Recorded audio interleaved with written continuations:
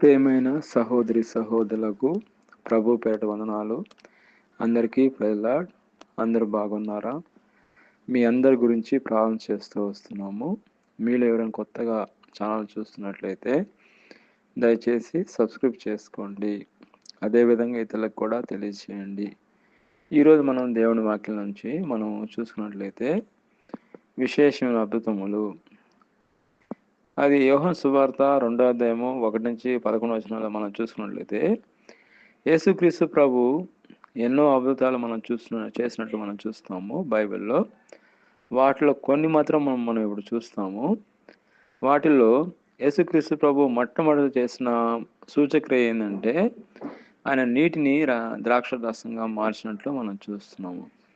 అది యోహాను సువార్త 2వ అధ్యాయము 1-11. అద్భుతం కాదండి. యేసుక్రీస్తు ప్రభు చేసిన అద్భుతం ఏంటంటే ఆయన నీటిని ద్రాక్షరసంగా మార్చాడండి.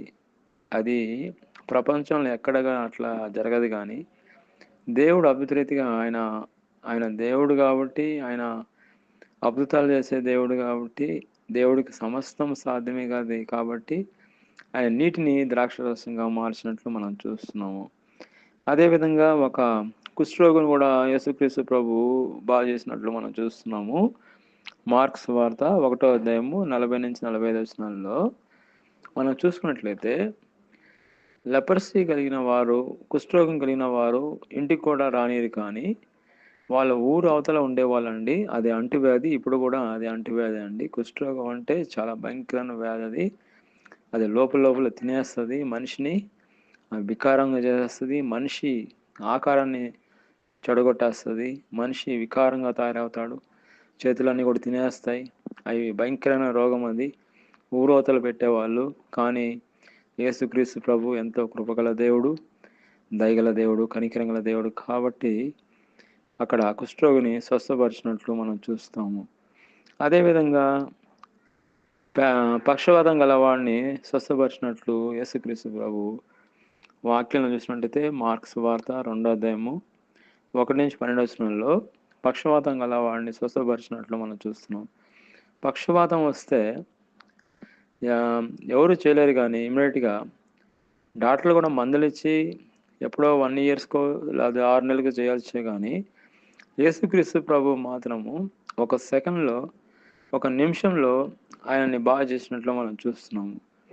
ఈ అద్భుతాలు, విశేషాలు యేసుక్రీస్తు ప్రభు అప్పుడు ఏ అద్భుతాలు చేసినాడో ఇప్పుడు కూడా ఆయన చేయడానికి ఆయన సిద్ధంగానే ఉన్నాడు. ఇక్కడ మనం వాక్యం చూసినట్లయితే దేవుడికి సమస్తము సాధ్యమే. ఆయనకి అసాధ్యం అంటే ఏది లేదు. ఇక్కడ మనం వాక్యం చూసినట్లయితే దేవుడు అప్పుడు ఎన్ని అద్భుతాలు చేసినాడో, విశేషణ అద్భుతాలు, ఇప్పుడు కూడా ఆయన చేస్తూనే ఉన్నాడు. మనం వాక్యం చూసినట్లయితే హెబ్రీయులకు రాసిన పత్రిక 13వ అధ్యాయము 8 యేసుక్రీస్తు ప్రభు నిన్న నేడు ఏకరీతిగా ఉన్న దేవుడు. ఆయన యుగములు ఏకరీతిగానే ఉన్నాడు. కాబట్టి యేసుక్రీస్తు ప్రభు నిన్న నేడు ఏకరీతిగా ఉన్నాడు. ఆయన పాస్ట్ టెన్స్లో, ఫ్యూచర్ టెన్స్, ప్రెజెంట్ టెన్స్లో ఒకే రీతిగా ఉన్నాడు. అదేవిధంగా ఇంకొక వాక్యం చూసినట్టయితే యోహాను సువార్త 14వ అధ్యాయము 12 నేను తండ్రి యొద్దకు వెలుచున్నాను గనుక నేను చేయి క్రియలు నా యందు విశ్వాసం ఉంచు వాడును చేయును, వాటికంటే మరి గొప్పయు అతడు చేయునని మీతో నిశ్చయంగా చెబుతున్నాను. ఇక్కడ చూసినట్లయితే ఈ యొక్క వాగ్దానాన్ని ఆఫ్రికా కంట్రీలో ఎంతోమంది అక్కడ హీలింగ్స్ చేస్తున్నట్లు మనం చూస్తున్నామండి. ఇక్కడ దేవుడికి పక్షవాతం అంటూ లేదు.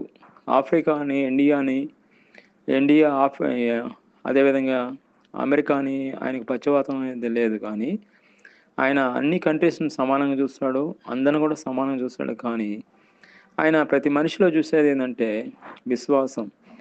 మనలో ఎంత విశ్వాసం ఉంది, మీలో ఎంత విశ్వాసం ఉంది అనేది చూస్తాడు.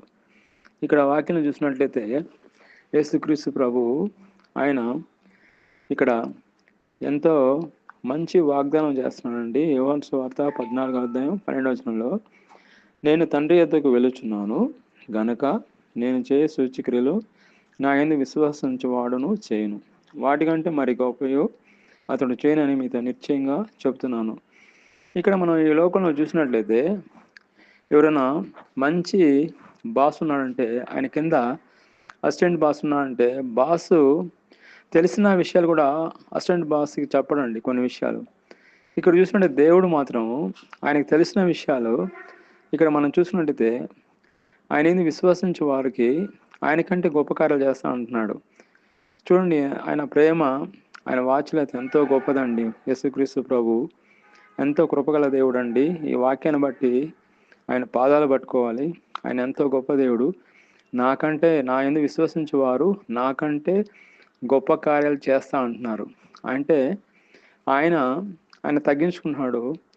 అయితే ఇక్కడ చూసినట్లయితే ఆయన యందు విశ్వసించిన వారిని ఆయన పైకి లేపుతున్నాడు. ఇక్కడ మనం చూసినట్లయితే ఆయన యందు విశ్వసించే వారు ఆయన కంటే గొప్ప కార్యాలు చేస్తా అంటున్నాడు. దేవుని యందు మనం విశ్వాసం ఉంచడమే అది ముఖ్యమైన, నమ్మకం ఉంచడం అది ముఖ్యమైన అది పని. కాబట్టి ఇంకా కొన్ని వాక్యాలు మనం చూసుకున్నట్లయితే అపోస్తలుల కార్యము 19వ అధ్యాయము 11వ వచనంలో దేవుడు పౌలు చేత విశేషం అద్భుతములు చేయించును. ఇక్కడ చూసినట్లయితే దేవుడు పౌలు చేత విశేష అద్భుతాలు చేయించినట్లు మనం చూస్తున్నాము. నిన్న నేడు ఏకరీతిగా ఉన్న దేవుడు అప్పుడు ఏ అద్భుతాలు చేశాడో ఇప్పుడు కూడా ఆయన అద్భుతాలు చేస్తూనే ఉన్నాడండి. అదేవిధంగా మనం వాక్యంలో చూసినట్టయితే అపోస్తలుల కార్యము 3వ అధ్యాయము 1-10 వచనాలను మనం చూసుకున్నట్లయితే పుట్టినది మొదలుకొని కుంటివాడైన ఒక మనుషుడు ఉండేను. అతడు చాలా భయంకరమైన స్థితిలో ఉన్నాడండి. నడవలేని స్థితిలో ఉన్నాడు. అయితే పేతురు యోహానులు అతన్ని చూసినప్పుడు, అతన్ని దేవాలయంలో ఎక్కుతున్నప్పుడు వాళ్ళ దగ్గర ఏమైనా దొరుకుతుందని ఆశించాడు. కానీ నా దగ్గర వెండి బంగారం లేదు, కానీ నజరేయుడైన యేసుక్రీస్తు నామమును బట్టి నడవమని చెప్పంగానే అతని కాల్లో బలం వచ్చి అతను నడిచినట్లు మనం చూస్తున్నాము. ఇదంతా కూడా అపోస్తలుల కార్యము 1-10 వచనాలు మనం చూసినట్లయితే ఇక్కడ దేవుడికి సమస్తము సాధ్యమే. ఆయనకి అసాధ్యం అంటే ఏదీ లేదు.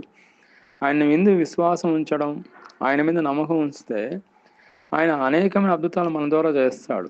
అదేవిధంగా ఇక్కడ కూడా అదే జరిగింది. ఆయన అద్భుతాలు చేసినట్లు మనం చూస్తున్నాం. పేతురు యోహానులు దేవాలయంలోకి ఎక్కి వెలుచుండగా ఆయన నజరేయుడైన యేసుక్రీస్తు నామమును బట్టి నువ్వు నడవమనగానే నడిచినట్లు మనం చూస్తున్నాము. అదేవిధంగా అపోస్తలుల కార్యము 19వ అధ్యాయము 11వ వచనంలో దేవుడు పౌలు చేత విశేషం అద్భుతములు చేయించినట్లు మనం చూస్తున్నాము. అదేవిధంగా మనం చూసినట్టయితే అపోస్తలుల కార్యము 19వ అధ్యాయము 11వ అధ్యాయము 12వ వచనంలో చూసినట్టయితే దేవుడు పౌలు చేత అసాధారణ అద్భుతములను జరిగించును. అతని శరీరమునకు తగిలిన చేతి గుడ్లైనను నడికట్లైనను రోగుల యొద్దకు తేగ రోగములను వారిని విడిచిపోయాను, దయ్యములు వారిని వదిలిపోయాను. ఇక్కడ చూసినట్టయితే చూడండి, పౌలు చేత దేవుడు ఎన్ని అద్భుతాలు చేసినట్లు చూస్తున్నాము. అతని తగిలిన చేతి గుడ్లైనను నడికట్లను రోగులు అయితే తెచ్చినప్పుడు రోగము విడిచిపోయినట్లు మనం చూస్తున్నాము. దేవుడు కార్యములు అద్భుతములు ఆయన విశ్వసించిన వారు, ఆయన నమ్మకం ఉంచిన వారు దేవుడి నామంలో వాళ్ళు కూడా అద్భుతాలు చేస్తారు. దేవుడి కంటే గొప్ప కార్యాలు చేస్తారు. కాబట్టి మనం విశేషమైన అద్భుతాలు మనం చూడాలంటే ఆయన విశ్వాసం ఉంచి దేవుడు అద్భుతాలు మనం చూడాలని దేవుడి నామంలో కోరుతున్నాం. దేవుడి వాక్యం దీవించిన గాక. ఆమేన్.